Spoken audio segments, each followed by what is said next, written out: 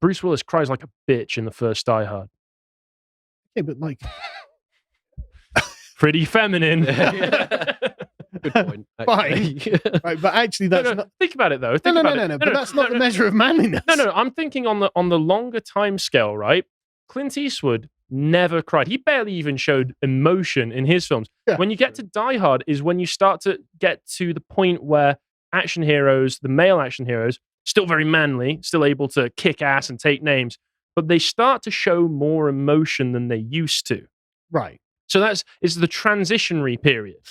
Isn't this undermining your praise for Peterson earlier? Because I mean, he cries like a bitch all the time. He does. He needs to. Oh, that's true. I think we can all agree that's not. I'm facilitating conversation. You'll notice I didn't actually put my stake in the ground whether I'd go with Tate or Peterson. Okay, I see him as being quite sincere on that. I personally, Yeah, I'm a lot more sympathetic. Actually. I think he does it too much. There's something definitely true that having no ability to shed a tear is something wrong with you. Yeah. But crying all the time is just wrong. You do it in private. Well, even if you do it publicly, you do it for a damn good reason. Yeah, there's a great example of the Duke of Wellington. I mean, it's hard to find a more sort of hard-nosed man than that. There's a particular siege in Portugal where he loses like 3,000 men in a breach, and he sheds a tear, and his first officer's like, "Sir, you're crying, sir." But it's a horrible massacre, of his own men that he was there to. So, like, even the most stoic and stalwart of men can shed a tear. That's not really, and honestly, I'm not even sure if it is particularly noble to lose and lay down. And it's like, well, at least I'm not crying about being totally run over by everything. It's like, this is just the opposite of where men should be thinking of trying to go, right? Like, no, you should be the guy who's making other people lay down and think, right, I'm not going to cry as I get trampled over. Like, we're totally looking at this as losers, right? As in, okay, well, we've lost, but at least we're going to lose with dignity. It's like, can't we win? At least I'm cannot. Yeah, exactly. No. Can't we win, for Christ's sake? Why can't we win? Why are we constantly being defeated as men every goddamn day of our lives? Well, if pop culture on a certain level, the parts that aren't purely explicit propaganda, and even in those, sometimes some truth breaks through the surface. Yeah. If they can occasionally be reflective of the cultural attitudes and the cultural atmosphere of when they are created, excuse me, couldn't that be seen as an expression of the times that we live in? That is where the heroes are today. That's Men, right, yeah. But they're not heroes. That's the thing. Well, a lot of them are anti-heroes. You're right that outside of Disneyfied rubbish like Marvel, I like you pivoted on that. Yeah, they're not heroes; they're anti-heroes. Yeah, they are anti-heroes, but you don't have to have a role model be a pure hero archetype. Once again, Clint Eastwood is not a pure hero archetype in the Man with No Name trilogy. Maybe. Well, I don't know. At the end, he does kill Angel Eyes and not what's the Spanish guy's name?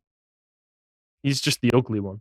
That's what I remember. Yeah, no, I can't remember his name. But he kills Angel Eyes because Angel Eyes is the real threat, and the other guy he spares, and so there is a kind of there's a grey area though. He's definitely not supposed to be your classic good guy. He's not your white hat, black hat cowboy. He's a grey hat cowboy. Sure, but like he still, when the inflection point arrives, chooses the right thing, right? Instead of making some deal with Angel Eyes or something, which he could have done, right? So he's like, underneath it, there's still this kind of direction of travel, rather than going down the sort of noble loser route. I mean, even in Gladiator, Maximus kills Commodus before he dies.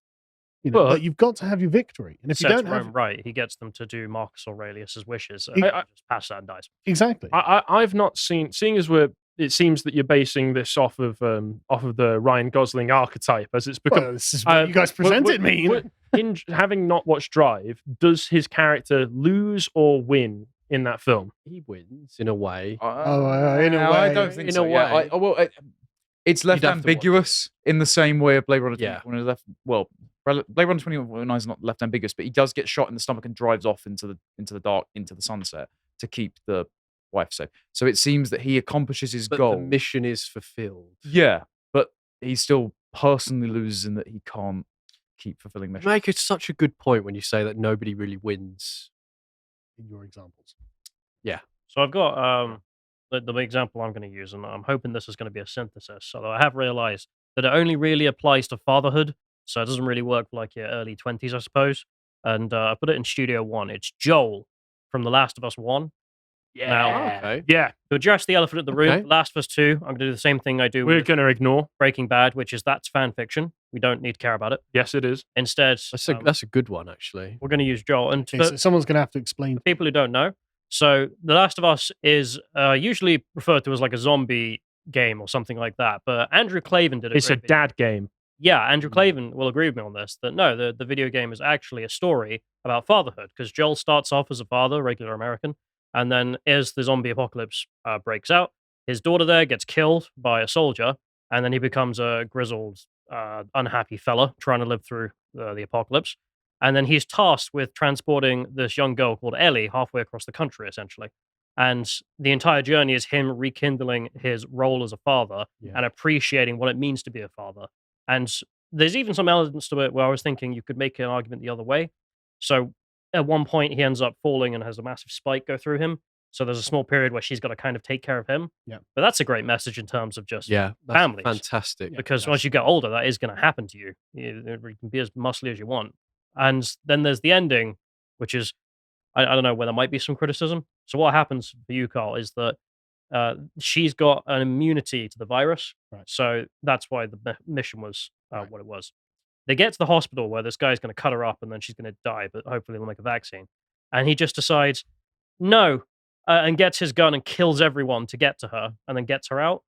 And then he lies to her on the way out and says that there are dozens of people with the same condition. They wouldn't have done anything. So don't think about it. Really, they can't just take her blood.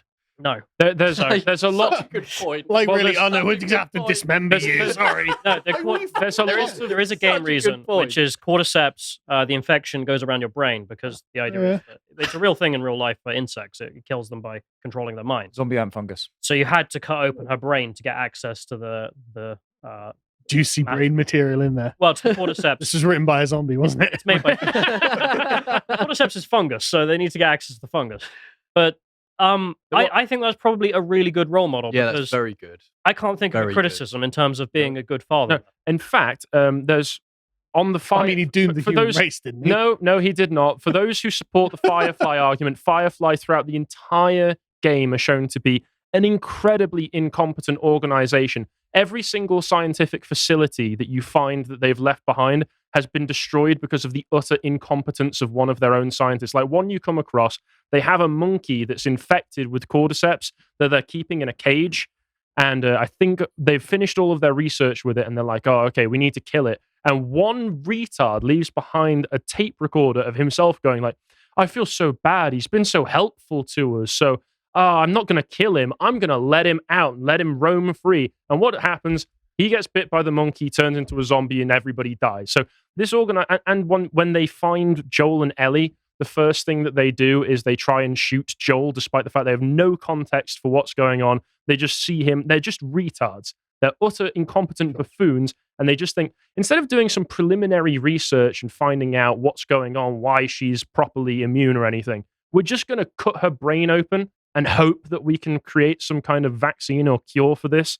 But even if they were, they were correct, Joel was absolutely right to do what he did. but let's assume they're correct for the sake of argument. Would you let me take your child and kill it so that we can help the human race? I mean, it really depends on the situation, right? I really would imagine it. You would never say no to that. Well, I mean, like, obviously, I would want to say no, right? Obviously, but like, who knows what the if it's literally the human race is dead if we don't do this, then unfortunately you're put into a dilemma where you can't just say no. What matters more, the abstract idea of the human race or is it your really that family? abstract? I'm part. Yes, it is. Yes, it is. There's a bit of context here because it isn't the whole human race dies. There are colonies of humans surviving and even thriving. It's not like they're the only people left. They right, okay, I don't know. There are already pockets of civilization where they basically have armed groups of the military maintaining peace and order in specific quarantine zones where nobody's infected. Right. Okay. So okay. there is the chance for society to spring back up once they've cleared all of the cordyceps zombies. Well, yeah. Then in that case, them being like, well, we're just going to cut open your brain because we think this might be a cure. Well, no, obviously, right? But if it's literally this is the last person who's like uninfected on Earth, and it's the only shot the human race has got. I mean, maybe you have to. I don't know. Thank God I'm not in that position, right? But like, I don't. I'd do what Joel did. And people think that that's what you're describing is one of the reasons why they decided to kill him off. So, because people liked him. Yeah, no, he's a good role model. Yeah, because he was a good, positive male. What? I didn't know that. No, not only because he was a good, positive male white role model in the first game, they decided, well, we can't be having that because they intended for the ending to be much more ambiguous in the first one. And then when it released, everybody went, OMG, I really love Joel. He's literally me. I want to be like him. He's a strong, fierce role model. And they went, oh, well, we messed up here. So we need to do as much as we can to destroy him in the eyes of our of our customers in the next one, which is why within the first 2 hours of the second one, he's killed off in the most pathetic way possible. He has his head beaten in with a golf ball bat. By a transgender. She's not but she looks it. Oh, right. She's like a roided up woman who somehow in the post-apocalypse I remember seeing this. is able to get enough protein as a woman to look like this. When Jack gets this is my favorite male role model. As I understand That's supposed to be a woman. At some point, you have to play this character. Yes. Most of the game. For half of the game. As if you want to play that character after... You have to play it in a she's killed sex him. scene as well. Oh, yeah, you see that sex scene of it. Don't pull that up. Don't do it. This is what I mean about not wanting to give these people any of my money. Even if they made something that I wanted, I wouldn't want these people to have it. This is why I declare this all fan fiction. The fatwa issued against the game. What you should be doing is just when The Last of Us 1 came out, getting it, playing it, and enjoying it, and then liking Joel. Well, as a broader point as well, The Last of Us, the Joel archetype, is across a bunch of different games that you can also experience in a similar way. So the Walking Dead games that Telltale did, they had a similar dynamic between Clementine and Lee, and then Kenny and Clementine. Kenny being right about literally everything. He's the really stern, cynical one, who's a hillbilly who loses his wife and daughter in the first game. You think he's dead. He comes back in the second one. And all of the group are saying, well, it's all right. You can just play nice with the crazy murderers that have kidnapped us. No, you're driving towards this community that doesn't exist. If you stick by Kenny throughout all the difficult decisions, he ends up getting both the newly born baby and the young girl to safety, and then gives up his place at the community to ensure that they can go and be kept safe by a well-guarded, well-supplied fortress. There's David in Life is Strange. Okay, but hang on a second. But who's guarding and supplying the fortress? Oh, like a bunch of families and men with guns and all that. So who's the head man with the gun who's in charge of guarding the fortress? You don't see him. Right. That's who you want to be. Whoever that is, that's the guy you're trying to be. Fair enough. Right? Sure. No, but I'm really tired of this. Oh, you've got to be dead in the end. No, that's not what the ideal masculine archetype Joel is. doesn't die. What? Joel doesn't die. Because the second one's fan fiction, so he actually survives. He goes on, but this raises one his daughter brilliantly. But Joel's like the only one you've got so far, right? Because otherwise, I did say it was a synthesis. Yeah, but right. Well, David doesn't die in Life is Strange. Well, in one reality, no, he doesn't. He doesn't die in any of them. Well, no, he survives in all of them. Remember, I sacrificed the town. Yeah, he lives. Oh, yeah, he does. He does live. This is going to be complete nonsense to anybody else in this discussion, so let's move on. This is also really about control, right? And how in control of your own life you are, and how in control of the circumstances around you are, and where the forces, in which direction, whether you're subject to them or you're riding at the front of them and making them do what they do, right? Because this is really what, like, the say, like 90s prior masculine archetype is. There's a guy who's in control of what he is doing and what's kind of happening in the face of someone else who is essentially vying for ultimate control over what happens to everyone. And the heroic man has to win and the villain has to lose. That's what makes them the villain.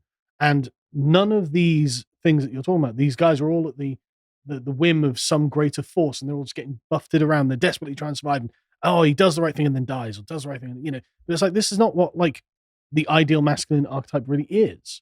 To watch the full video, please become a premium member at lotuseaters.com.